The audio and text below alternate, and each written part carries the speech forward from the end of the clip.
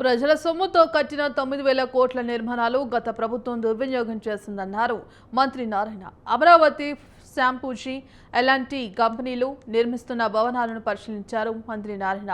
నర్మన్, foster కంపెనీలతో రాజధాని డిజైన్లు తయారు చేయించారని ఆయన తెలిపారు. ప్రస్తుతం కూటమి ప్రభుత్వంలో సిఆర్టిస్ట్రా అథారిటీ మళ్లీ నిర్మాణాలకు సంబంధించి నిర్ణయం తీసుకున్నాం. సింగపూర్తో కమిట్మెంట్ ఉంటే పెద్ద కంపెనీలు, బ్యాంకులు మన రాష్ట్రానికి వస్తాయని వెల్లడించారు.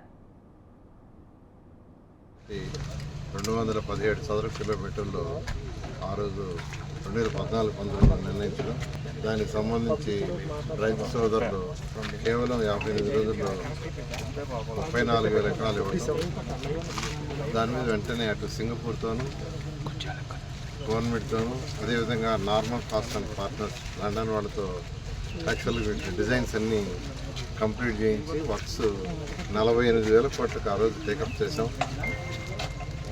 సిఆర్డీ దాదాపు 9,000 కోట్ల రూపాయలు ఖర్చు పెట్టడం జరిగింది. అయితే గత ప్రభుత్వం మూడు ముక్కలు ఆటాడి రాజధాని ఎక్కడ లేకుండా చేస్తుంది. అంటే రాజధాని కట్టకూడదు అనే యొక్క దురుద్దేశంతో చేసిన పని అది, కేవలం దురుద్దేశం.